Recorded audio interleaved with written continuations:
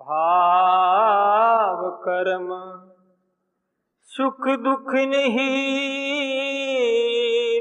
कोई पुण्य पाप। दरिया दे के सुन छड़े जहाँ ऊपर रहा हिया। वहां परमात्मा के पास में पाप पुण्य और सुख दुख और कर्म काल कुछ नहीं। भाव कर्म सुख दुख नहीं, भाव नहीं, वहां कर्म भी नहीं। आचार्य सिद्धरिया महाराज ने कर्म की प्रधानता दी और कर्म को लिया है साथ में। क्यों लिया कर्म को? इसलिए कि कर्म निवृत्त हुए बिना उस परम पद की प्राप्ति नहीं हो सकती। और कर्म के आधार पर ही व्यक्ति को योनि मिलती है। कीट पतंग पशु पक्षी मनुष्य नारी पुरुष देवता इंद्र ब्रह्मा, ये सब क्या? ये सब कर्म का आधार मान करके है। इसलिए कठिन जो कर्म होता है, कठिन कर्म को तोड़ने के लिए बड़े बड़े औजारों की आवश्यकता है। जैसे कोई कुआं होता है और कुआं में रेत निकलती तब तक तो अच्छी तरह खुदाई हो जाती है, लेकिन कोई पत्थर आ जाता है और वही पत्थर काला पत्थर आ जाता है तो बहुत कड़ा होता है। फिर जो है उसमें कारतूस खड्डा खोद करके सुरंग करके कारतूस लगा करके फोड़ना पड़ता, तब जाकर के विस्फोट होता है और वो पत्थर टूटता है। ऐसे पत्थर नहीं टूटता। कई कुएं खोदने वालों को मालूम है, किसान लोगों को। तो कारतूस से क्या विस्फोट होता है तो बड़े बड़े काले काले पत्थर होते हैं, वो टूट जाते हैं। फिर आगे बढ़ते हैं, फिर सुरंग करते हैं, फिर कारतूस लगाते हैं। तो कर्मों को तोड़ने के भाव और कर्म को नष्ट करने के लिए आचार्य श्री कहते हैं आपको बम्बार्डमेंट करना पड़ेगा। और वो बम्बार्डमेंट क्या है? रात दिन भजन में लगना पड़ेगा। एक कोई राजा, पुराना जमाना में राजते शोभते बड़े उच्च कोटि के राजा होते थे।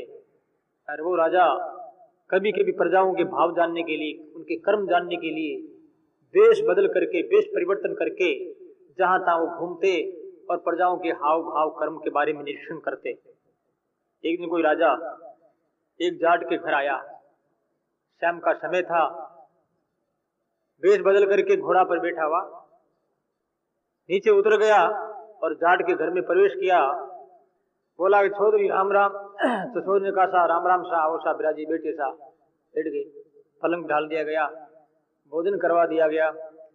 भोजन कराने के बाद में बोले कि आप इस गेट में, आप पोल में पलंग ढाल लेते हैं, आप सो जाइए और आपके घोड़े का निरीक्षण आप स्वयं करें। चौधरी ने ऐसे बोल दिया। तो वो राजा जो सो गया है, आधी रात का समय हुआ, एक कोई नवयुवती स्त्री सुंदर साड़ी पहनी हुई और जैसे कोई बिजली जगमगाट करती है, इस प्रकार से वो आई और आकर के रात्रि के समय के राजा के पलंग से नीचे हो गई। नीचे से निकल करके तुरंत ही वापिस वो आकर के नीचे निकलने लगी। इतने में राजा एकदम जाग गया। राजा ने कहा तू कौन? अभी अभी तू निकली थी और अभी अभी तू वापिस आ जा रही है, कौन तू आखिर? उसने कहा मैं बेमाता हूं, मेरा नाम विधाता है, मुझे बेमाता कहते हैं। तो बोले तू क्या करती, तेरा क्या काम, यहाँ क्यों आई है? उसने कहा कि ये जाट का लड़का है, ये अभी जन्म नहीं लिया मां के घर में। मैं लेख लिखा, मैंने ये लेख लिखा कि इसकी शादी होगी और गांव की ये नजदीक आएंगे। उस समय में जो है एक सिंह जो इसके ऊपर झपटेगा और सिंह के द्वारा इसकी मृत्यु होगी। राजा ने कहा अच्छी बात। वो तो चली गई। रात का राजा जगा है और जागने के बाद में राजा ने कह दिया जाट से कि तेरे बच्चा होने वाला है और बच्चा बड़ा हो जाए, शादी हो, उस समय तुम मुझे बुलाना और जितना भी खर्चा होगा वो मेरी तरफ से करूंगा और मुझे ये काम करना है। जाट बेचारा राजी हो गया कि बहुत अच्छी बात है, आप करेंगे तो खुशी की बात है। और राजा ने पर्चे दे दिया और मैं राजा भी देश बदल करके आया था और मैं लोगों का ध्यान रखता हूं, इस वास्ते ये कांड रात्रि में हुआ, ये मैंने देखा है और मुझे रक्षा करनी है। लड़का बड़ा हुआ, शादी का समय हो गया, शादी का समय जितना बड़ा हो गया, अब वो राजा की जो बारात सज करके आई है, बारात गई है। ब्याह और शादी होने के बाद में बारात वापस निकल पड़ती है।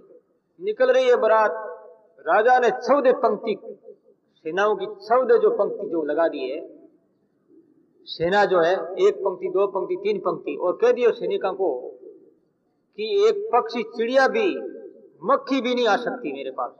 राजा के सामने हाथी के ऊपर दूल्हा बैठा, राजा पीछे बैठा है, राजा का हाथ में, एक हाथ में तलवार है और एक हाथ में है ढाल। ठीक जो गांव के नजदीक पहुंचे हैं, राजा ने कहा कि विधाता का अंक तो फेल हो गया, मैंने फेल कर दिया, मैंने बच्चे को बचा लिया, रक्षा कर दी, ऐसा राजा के मन में आया। और राजा ने ढाल देखी, राजा के ढाल के ऊपर जो है सिंह, एक सिंह का चित्र था, चित्रित सिंह को देखा राजा ने।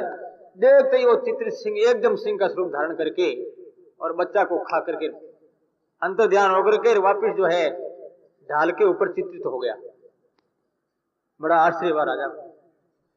राजा ने विचार किया, मैंने तो सोचा कि काम ठीक हो गया, मामला सब, विधाता का अंग फेल हो गया, लेकिन ये फेल नहीं हुआ।